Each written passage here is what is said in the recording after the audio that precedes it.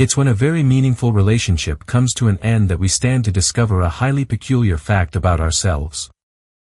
It's in the deafening silence of a home once filled with laughter, in the stark emptiness of one side of the bed, that we realize a quiet civil war has begun inside our own heads. Our brains appear to have two separate centers of consciousness. These centers operate on very different principles, are unable to share information properly, and for a long, painful time, they don't adjust to each other's versions of the truth. Let's call one of these centers the logical mind. This part is like a cold, efficient detective. It understands certain difficult things immediately and entirely, processing facts without emotion. It registers that someone has left us. It catalogs the evidence that they treated us pretty shabbily. It remembers that for a long time, they didn't let us know where we stood, leaving us in a confusing limbo. It has a clear record of that entire summer when they were away. How they didn't pick up our calls for days, offering only flimsy excuses later. It has screenshots, mentally if not literally, of them flirting with other people online. The logical mind concludes, with brutal clarity, that they're frankly kind of hate-worthy and that they are gone. It notes the date we last heard from them months ago. It acknowledges the total, unnerving silence. It accepts the high probability that they may well be deeply in love with someone else by now.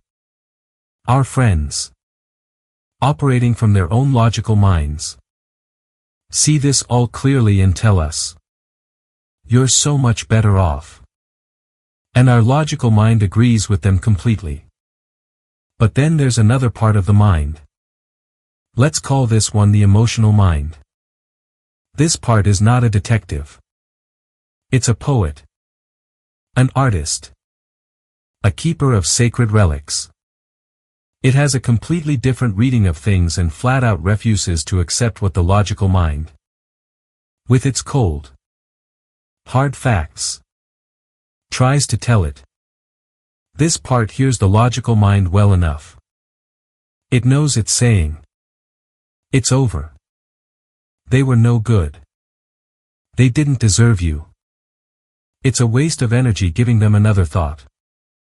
It follows these words, sentence by sentence, nodding as if in agreement. But then, when no one is looking, it quietly slips off and retreats into its own private museum, a gallery where only the most beautiful moments are displayed. It goes back to those evenings in Corfu, not just remembering them, but reliving them, the feeling of their hand in ours, the scent of the salty air, the way they swore they would never let us go.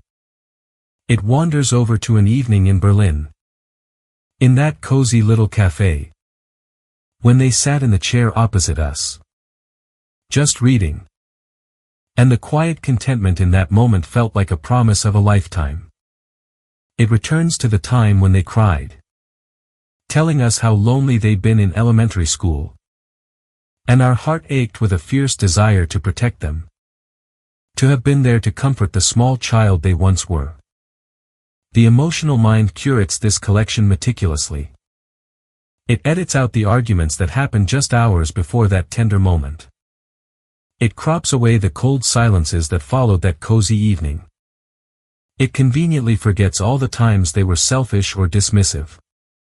It refuses to accept any of the carefully assembled evidence served up by its logical counterpart. It insists they will return, even if they have blocked me across all devices. They do love me, even if they are nowhere to be seen.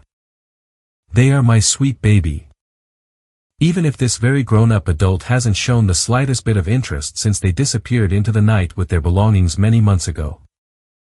During spare moments on the drive to work, in the shower, in the sleepless hours of the night, the emotional mind loves to formulate all kinds of schemes that appall and frighten the logical mind.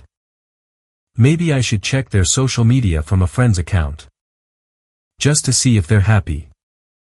The logical mind screams. This is self-torture.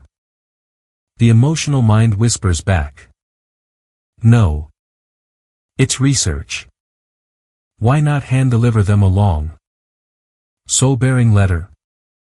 Why not go to their place of work and pretend to randomly bump into them in the lobby? Why not call their mother and, with tearful sincerity, argue out the matter with her?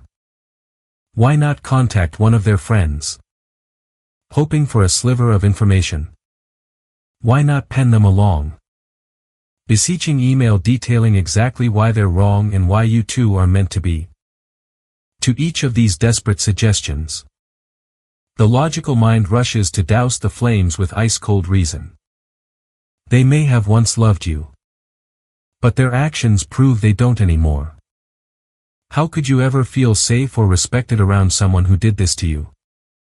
But the emotional mind listens politely, with the patient air of someone humoring a child, then turns away and begins humming again, thinking of their sweet hands, their crooked smile, the way they slept.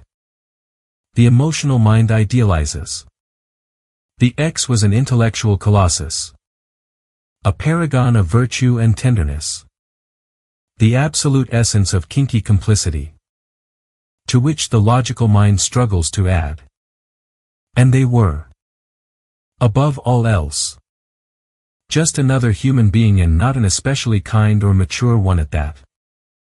After all, what kind of person acts with such immaturity and leaves you in such a mess? But the emotional mind is primitive. It doesn't go in for nuances or character development. Its worldview is simple: the ex loved us once and told us it would be forever, so surely it will be. This mind isn't arrogant. It simply can't compute the idea of permanence being impermanent. It operates on the logic of a small child who believes that if you close your eyes, the world disappears. It can't see that someone would stop loving it if they once declared that they wouldn't. It has the unshakable, heartbreaking fidelity of an infant waiting at the door for mommy or daddy to return. Or a hunting dog howling in a forest clearing, circling the body of its long-deceased owner, unable to comprehend the finality of absence. It's this deep, primal part of the mind that religions draw on. My Holy One is going to return, it insists. One swath of the population dreams of the return of their deity, the other of their exes. Eventually, after weeks or months of this internal battle, a crisis point is reached. The logical mind, the system's administrator, realizes that if this goes on, the whole system will go down. The lack of sleep, the inability to eat, the constant anxiety, the entire host, brain and body, will succumb. So, it stages an intervention. It sounds the alarm, loud and clear. It recognizes this isn't just sadness anymore. It's a state of being that is unsustainable. It forces a trip abroad, not for fun, but for survival. It books an appointment with a therapist. It forces you to call a friend and say, "I'm not okay." There is an Arabic saying that the soul travels at the pace of a camel. This perfectly captures the deepest distinction between the logical and emotional minds. The logical mind gets the news instantly, via fiber optic cable. But the emotional mind gets it via a slow, lumbering camel, trekking across a vast desert. Someone is dead. Someone is gone. Someone has ceased to love. The logical mind heard it months or years ago. But one day, long after, the camel finally crests the last dune, and the news starts to make an impact, even on the recalcitrant. Grieving folds of the emotional mind. The denial is no longer quite so vociferous. The crying spells are still intense. But they are further apart and they last less long. You might go a whole day without a memory ambushing you. After a long while, some kind of weary pact seems to be reached between the two minds. The logical mind, now more of a patient guide than a harsh critic, says, "Okay. Keep believing in them if you must. Hold on to that hope if it's what gets you through the night. But in the meantime, could you just accept dinner with that nice person from work? Might we at least take a look at a dating app? Just to see what's out there."